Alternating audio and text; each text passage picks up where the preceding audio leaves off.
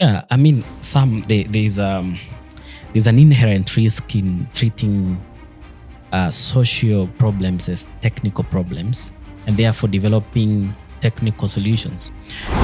By virtue of having so many people who are educated, who are learned about, or who are skilled about a certain skill, then it makes the concept of herd immunity.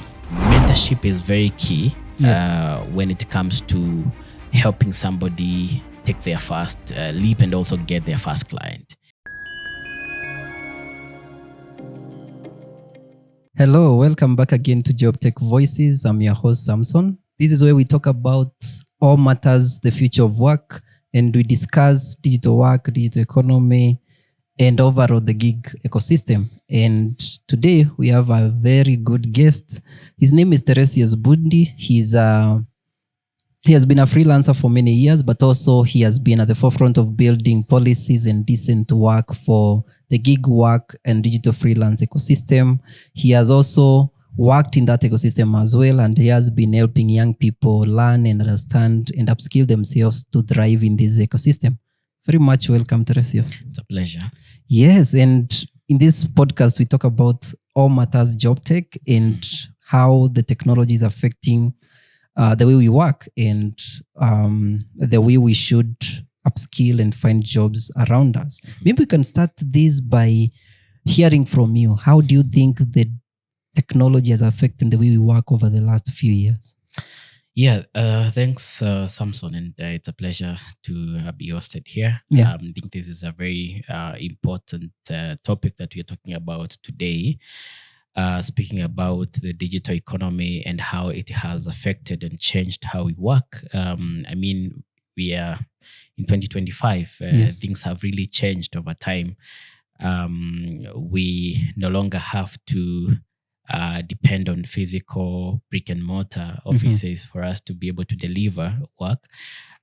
Think this at this stage, in terms of technological advancement, you're talking about the fourth industrial revolution, whereby now different,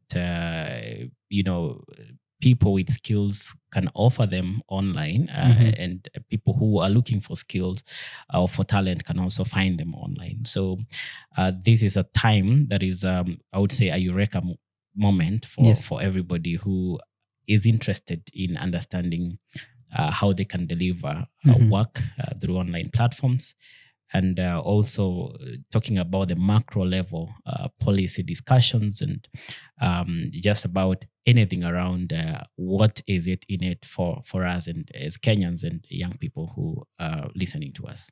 Yeah, absolutely. And how have you changed? How have you seen this changing over time? Because I understand you've worked in that ecosystem, especially digital and online freelancing.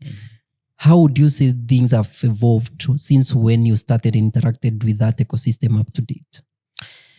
Well, one thing that I would attribute to the change that we see today is the availability of information. Yes. So as we were starting out, the information around what we wanted to do and what we could offer online was not readily available. It was a trial and error. But as we speak now, there's a lot of information that is available to anyone who wants to get started. And so availability of information has actually changed how we look for work, what kind of work we do, what kind of work we offer, and what platforms we offer them through. So the first thing that I would say, comparatively from when we started to now, is the amount of information that is available for anyone who wants to get started, in the online workspace. Secondly, the technology that is currently available to offer or to deliver that kind of work has also changed immensely. Yes. As we were starting out, we relied on very basic tools, very basic transactional tools that would only connect, the client and the expert. But over time now, the tools have emerged. We are talking about AI tools that transcription tools, the escrows, the kind of escrow tools that are now available. And that has also changed the ecosystem and how people interact with the digital economy in a very big way. So that you find that there are tools now that are making work easier. Yes. There are some tools that have also come and changed the kind of work that you're able to offer. Work that was available to us as we were starting out is no longer there, Yes. because some tools have come and they have already taken up that work. So it's a huge transition, but I think it's also a transition towards a better future, which we want to see. Yeah, absolutely. Yeah. And you've mentioned quite something quite important around the type of work that was there then. And these are heated debate and discussion every day around the advancement of technology and mostly AI. Are there jobs that are going away, and are there some that are being created? And looking into your journey, what are some of the work that you've seen being taken over by automation and AI or other type of systems? And is there any that you see that has come up and being developed and people can tap into? Yes, indeed. And it's also important to mention that as we move to the future, AI is actually going to become better and better. Yes. But the fact remains that AI will not replace or take up jobs per se. But people who know how to use AI will definitely, replace you. Yeah. And so that's important for you to, for everybody who is listening to us to understand that AI presents us with a very good opportunity for us to learn and learn and relearn. Per se, ideally, it's just to upskill for us to match the availability of skills that are in demand. But that said, you've asked about what kind of jobs have been taken up by AI, for example. As we were starting out, there was this very lucrative kind of job called transcription. Yes. Everybody, when they would introduce themselves as I'm a transcriptionist, that felt sophisticated. It felt like I'm a very good, I'm a very sophisticated person here. Yes. But actually transcription is just changing audio into written text. Yeah. But over time now, there have been tools that have come up and they have taken up that job. Yes. Yeah, we have a myriad of tools that are available right now, just to listen to your speech and transcribe it in real time. Yeah. So what does that mean? It means that the role of transcriptionist has been replaced entirely by artificial intelligence. But what does that mean to somebody who was an expert transcriber? Yes. It means then that they can leverage on using the tools that are available to make use cases that are very specific to different domains and different niches. I mean, for example, you can make your own tool that is very specific to a given demographic. Yes. If it's maybe for educational purposes, and provide very well, structured transcripts for that. It's how to develop those tools and integrate them to already existing systems. If it's websites, if it's apps that are already existing, how can you leverage on your transcription skills, to support the existing value chains? And there are many other jobs that have been taken up. Graphic design, is slowly being taken up by AI. Really? Yeah. Right now, all you need to do is have a very good prompt. And once you have a very good prompt, there are AI tools that are going to give you very good graphics based on how you have prompted it or what information you've given it. So there is this change that is there, that it can be felt, that indeed skills are being taken up by AI, but then new skills, for example, prompt engineering, are coming up as potential skills. Okay, great. And maybe when you talk about, if you talked about transcription, for example, now we have AI tools that are automating that type of skill, as well as graphic design is now evolving. Then where do we come in? For young people, for example, in this country, in Kenya, who are studying, how do they come in and where do they come in? What are some of these spaces you see that are still available for people to come in and still get work? Yeah, I mean, there's an inherent risk in treating social problems as technical problems, and therefore developing technical solutions so that they become an end in themselves rather than a means to an end. And that's what I'm seeing happening. You find that tools are being developed without the human aspect of it, and that's where we come in. Okay. Something that cannot be replaced is our human nature. How I feel about the compassion I have for fellow humans, the empathy, that can never be replaced. And even as we develop tools, there is a need now to put the humans, aspect of it. That's human-centered design. So you asked about where do we come in? Yes. And in my view, I see we bring in what we are strong at. And what are we strong at? It's our human nature. Tools, machines, apps, websites, they do not have that human aspect. They do not have that empathy. But as we are developing these tools, there is need to put the human, in mind. And now, have humans who are working hand in hand with the machine. Yes. To be able to solve the solution, the problem that is being presented by the user on the other end. Okay. Yeah. So I mean, it's just for us to see how do we make this more human, even as we transition to more sophisticated technical solutions. We are becoming, the people that are working hand in hand with the machines to make sure that there is that human aspect of it.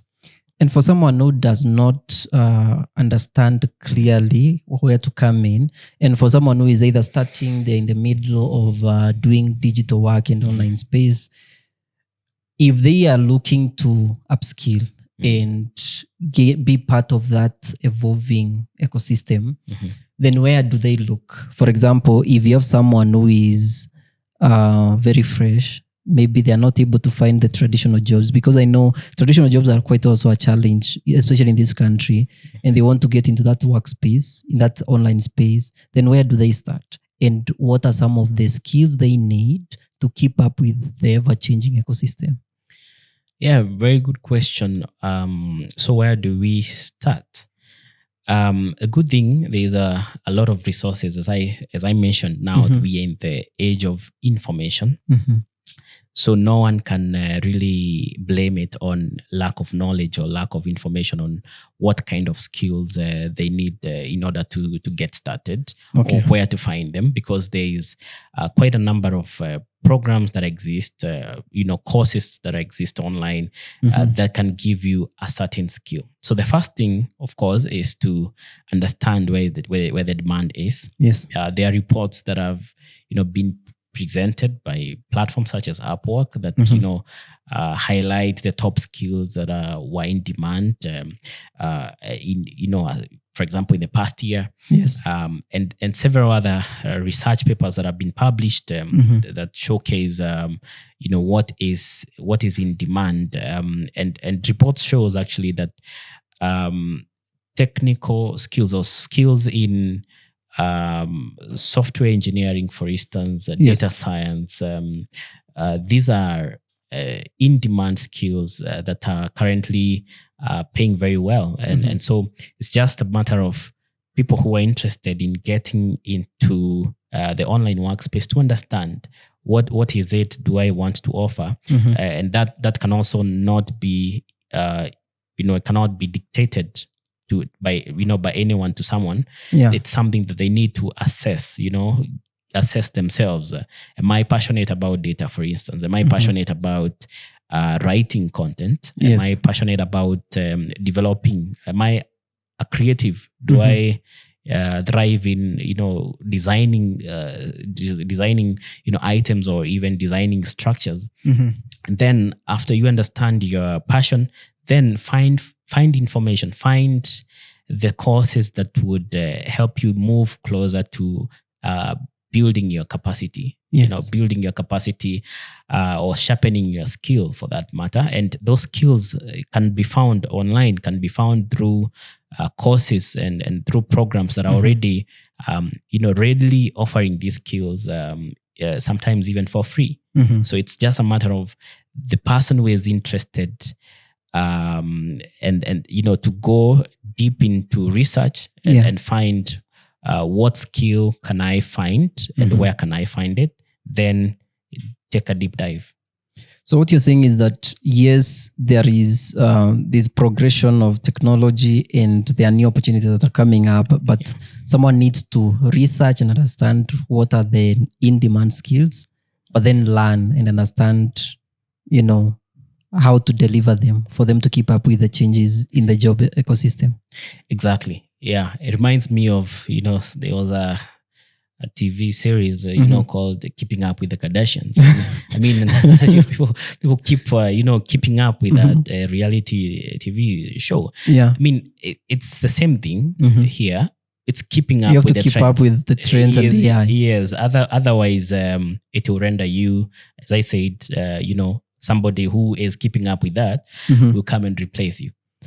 And when you talk about keeping up, for how long? Because someone may be a bit scared when you talk about keeping up and AI coming in and changing. Is there a limit, or do you have to keep on upskilling and keeping up and learning new skills as different models and technologies come up? Learning is an endless journey. You have to keep on learning every single day. I don't think many people want to hear that. Because technology will never take a pause and say like we have reached our elastic limit. Yes. It will keep on expanding. So you have to keep also learning new tools that have come up, new technology that is there. Recently, we saw GPT-5 has been launched. Yes. Who knows? There will be GPT-6 and 7 and 8. So if you just if you are stuck at GPT maybe 4, yes, then you're missing out.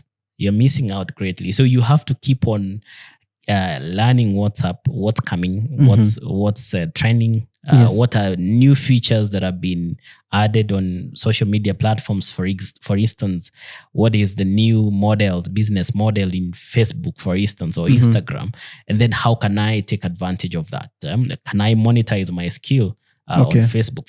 For instance, now recently, just a few years ago, there was this monetization on Facebook, which was not there, before. Yeah. So if you are still stuck in the era of Facebook is about meeting friends and creating new followers, then you are missing out, because there's more to that. There's monetization now. There's digital marketing. Yes. So are you taking advantage of those tools and those opportunities that are being offered by the tools and the technology that is there?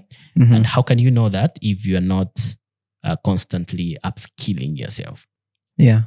And I'm seeing a lot of changes, even for the Kenyan context. You've mentioned very well social media, and currently people are selling and TikTok shops and live shopping and sales. But for Kenyan context, and when it comes to digital ecosystem and skilling and jobs, are there very unique opportunities that you see or you think are suitable for the Kenyan young people, other than outside the country or Europe or US? Are there job opportunities that are very available for easy tapping for the Kenyan young people? Yes. I think Kenyans are endowed with very unique talent, and Kenya is known globally to be very well versed with technology, for instance, is a skill that Kenyans are known for. The question there is how can you as a young person use the technical skills that are readily available in Kenya. By virtue of having so many people who are educated, who are learned about, or who are skilled about a certain skill, then it makes the concept of herd immunity, whereby if you know something and somebody else knows something and somebody else close to you knows something, then by virtue of being surrounded by so many people who know something, then you stand also a chance to easily knowing that something, because you can quickly learn from the people that you are living with. And that's the nature of digital work in Kenya. People learn from peers. It's peer-to-peer learning. That's the model. You realize that most people who started online work either learned it from somebody. Yes. They were maybe in campus and they heard about somebody who was working online, and they sought the knowledge and they started working. So and Kenyans also share knowledge. Yeah, if I know about an opportunity, for example, a certain app that is offering these kind of jobs, people are very quick to share that information. If are within the circles. So that's also something else that you need to also keep in mind, that you need to have to be within the right circles. And thank God, because there are so many programs now that exist that would point you to those circles.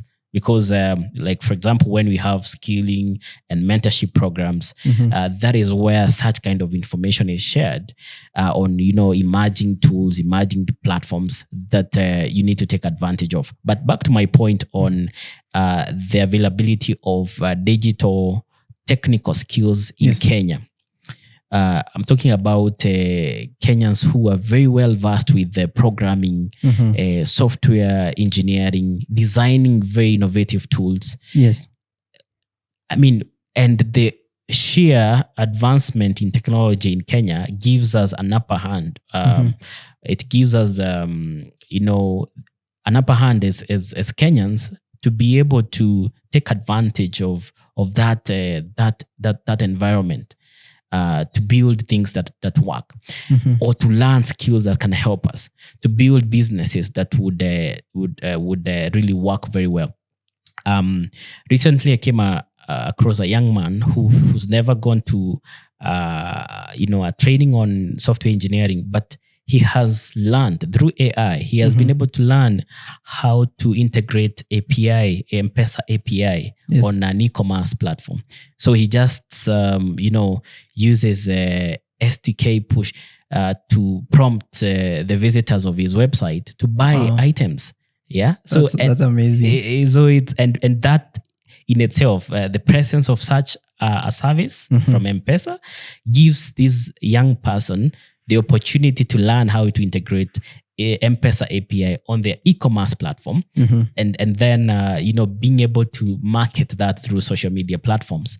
And that guy is earning quite well. It's not necessarily just offering the training, but it's setting up systems, setting up stores that you can sell your physical product. You can promote your business. You can actually also be able to market your products online and go fully digital or digitizing your business. And so what you're saying is that also there's an opportunity for people who want to do business and start their own ventures. Yes. And how does that look like? For example, you have a young person who is out of school. Yes, they've done a bit of work, but also they want to create something for themselves. And how does this ecosystem provide a platform for that, or where should they also look into? Yeah, I mean, if you are a young person who just graduated and want to start something, there are many avenues that you can choose to learn how to create an e-commerce store and identify, for example, what kind of products are selling online. Yes. And then sell. I've seen people who are just selling on WhatsApp. You don't have to have sophisticated platforms. As long as you have a passion for something, yes, and you understand, how the business dynamics work, that you go and buy it at a price and then add your margin. Yeah. And if the client or the customer is willing to pay for that, maybe you add an extra value to that product, and then definitely you are in business, because that's all you need. You just need a business that sells. I mean, a product that sells, yes, and then a business model. Okay. And then fully digitize that. Yeah, but also at the same time, and I like what you've said, that you have to look at where there are opportunities and then start from there, because I know there are many people who are selling through WhatsApp business. And also we have TikTok, we have Instagram and other areas. But also there are other challenges that are facing young people who want to get into digital work and digital ecosystem. And infrastructure is still an issue. Things like internet, things like access to devices that can help them get into that area. Then how can someone maneuver or, work around such challenges? Yeah, thanks. And that's a real challenge. Indeed, when you want to venture into online workspace, yes, or even want to sell products online, you need to have a device. You need to have internet connectivity. And in the absence of that, then you have to be innovative. Yeah. You have to, for example, leverage on existing infrastructure. I understand the government has done a lot in creating those hubs where there's co-shared devices, laptops, computer devices, and internet in every ward. So I mean, if it's a lack of device, maybe you can leverage on existing infrastructure within your reach. Yes. And then try to use the meager resources that we have to build your business. I mean, it would be nice and it would be good to have everybody to have their device and have a laptop and have a digital phone, which is well connected. But in the absence of that, then does it mean the opportunity? You're cut off from the opportunity. You just have to be resilient, yes, and be innovative enough, even if it means having a shared device, or even using the libraries or that exist in the universities. If it's universities, there are computer labs that exist there. So you just need to identify where can I access a computer. It's not like in the olden days where owning a laptop was seen as a luxury. Yes. In fact, I remember my first laptop ever. It started, a very funny scene in one of the towns in the village where I carried it, and I saw people surrounding me to just see the laptop. Yeah, and I could also not wait to get home, to also open it, so that it those days Yes. laptops could only be seen on movies, and it was these tech movies that you would see somebody using the laptop to hack a system. Yeah, those times, I mean, laptops were seen as very very luxurious items to have. But now you find almost everybody, a majority of the Kenyans have laptops. If you don't have one and somebody who has one, you can also go and use your social skills. That's also now where your social skills and your soft skills comes in, and you can maybe rent it or even borrow it, and just build your business and create something from it. Wow, and you're reminding me quite a lot of things around laptops and computers. And yeah, those who have experienced it know, even going to the town or the nearest market to use one in cyber cafe and stuff. Yeah. Yes. And what you're also saying is that someone has to be very quite motivated and self-driven and determined to figure out what is around you and what you can use. You gotta have to have the fire in the belly. Yeah. You have to have that motivation and the self-drive to identify what resources exist and then go for it. Absolutely. And when you talk about motivation and creating a path in that ecosystem, then we have other issues to do with learning. And you mentioned there are many places someone can learn, but the problem we have nowadays is that yes, there are videos on YouTube or there are videos on TikTok that give you access to certain information, but a lot of time it's not very well structured. It's not structured in a systematic way that you can learn, and sometimes you may get lost along the way. Then what else can they do? Is there a role mentors can play, or do they need to speak to someone? What else do you need to do? And let's say today I want to learn a skill that I feel maybe prompt engineering or data annotation or something else. Then other than learning online, what else should I do to make sure I understand clearly what path I should take? Very well. I'm a strong believer in learning on the job. I see. Start it. If it's prompt engineering that you want to learn, have the end in mind. Yes. And then work backwards. Myself, when I started online, I just Googled how to make money online. And then that's it. Then I saw that I didn't have a course. That was it. I mean, I think also poverty and lack of money and the desire to be independent also is a strong push. It's a driver in itself. So I mean, it was in the situation that I was in myself when I started, and I didn't have any other option other than to just find means to earn that extra coin. And I remember I was actually in second year in my campus, and I was actually an intern at one of the institutions along Mombasa Road. And I didn't have fare. I used to live in a place called Hamza along Jogoo Road, and I didn't have fare. I would walk. But then I remember there's a conversation I overheard in campus, and the people were making money online, but I didn't really quite understand how they were making money on. So I Googled. In fact, I Googled how to make money online. And I found that there were platforms called elance.com, then Odesk. And then I created platforms. I created my profiles there. And I branded myself as an expert writer. And then I started bidding as an expert writer. And, I found my first client after 2 days of bidding.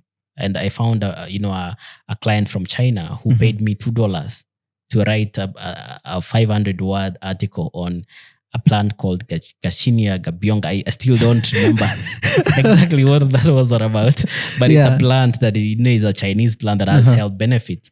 So, I mean, that's a snapshot of my story in terms of, people who are asking now, what skills where do I get the information and the skills to start working online? My advice is start, then learn on the job. Because once you have the challenge, if you're motivated enough, you will want to go online and find the information that is going to help you or guide you in how to do that kind of work. I wrote my first article, and the client was happy. I got paid $2. In fact, I was very happy. That gave me the motivation to continue bidding and getting more jobs. I see. And that also brings me to another issue. And you see, I like what you said, that you have to start, then learn and figure out things along the way. But also you come across other scenarios where someone tells you, I've been struggling, I've been bidding and trying to figure out my way through this. It's not working as much. Then what do you do at that point? Because I assume you also had challenges even after starting. There are challenges that you faced along the way. Then what does someone do? So, I mean, it's a very good question. If you, for example, if you want to move from Nairobi to Nakuru, then along the way you realize, man, I think I'm going towards Meru. I think this is not taking me anywhere. What do? You re-strategize. If whatever you want to do online is not working for you, you re-strategize. You try something else. And through that trial and error, yes, you will identify a niche. It just requires you to, sometimes I feel it's like the nexus of luck and also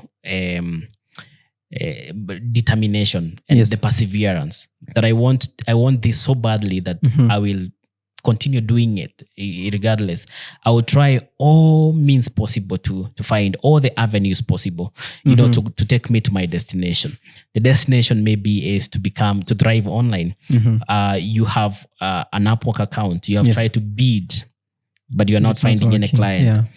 So what do you do next? Have you created an online profile that brands you as Samson, who is an expert in graphic design or an expert in software development? Have you gone that extra mile of cold calling or even cold emailing potential clients? Have you done LinkedIn marketing? Have you marketed yourself enough on the LinkedIn profile? So it's not just one avenue. And the problem I see is young people really give up quite easily. Before they find or they find their big break. You find that somebody has bid. I can tell you, when I started, I had to bid over 100 bids within like 2 days. You're constantly bidding. The good thing with that, at that time there were no connects. There was no need to have connects. You could bid as many jobs as possible. But you can tell that I was so determined that I have to find a client. And that was the only thing that I needed to prove that it's indeed possible to make money online or to earn online. It was to find that one first client. And once I saw the $2 in my account, that was the motivation. And I normally say, if I do something and it gives me 1 shilling as profit, I will pursue it to the end, because it shows there's potential. If I do something else, maybe in a better way, it's gonna maybe give me 2 shillings next time. So it's just about re-strategizing. There are many ways, and that's where now the aspect of a mentor comes in. Mentorship is very key when it comes to helping somebody take their first leap and also get their first client. Because what the mentor does is, mentor will keep on motivating you. The mentor is going to guide you through avoiding the bumps that exist and how to navigate them. So a mentor helps you to keep on track, to keep you on track, and to keep you motivated to continue pursuing and starting your online work journey. And that's also why we developed this mentorship platform called relan.co.ke. That's where we provide mentorship opportunities to young people who are very much interested. We have mentors there voluntarily coming on board to help young people who want to join the online workspace. Interesting to hear about relearn and mentorship, because yes, what you've said is very true, that one, you have to push yourself and keep trying different methods. But sometimes those different methods and pathways, they come with someone with experience. And maybe you can tell us more about relearn. How does it work and what's the vision behind that? Yeah, the idea is, as you rightly put it, as an online worker, you have to work under somebody who has gone before you.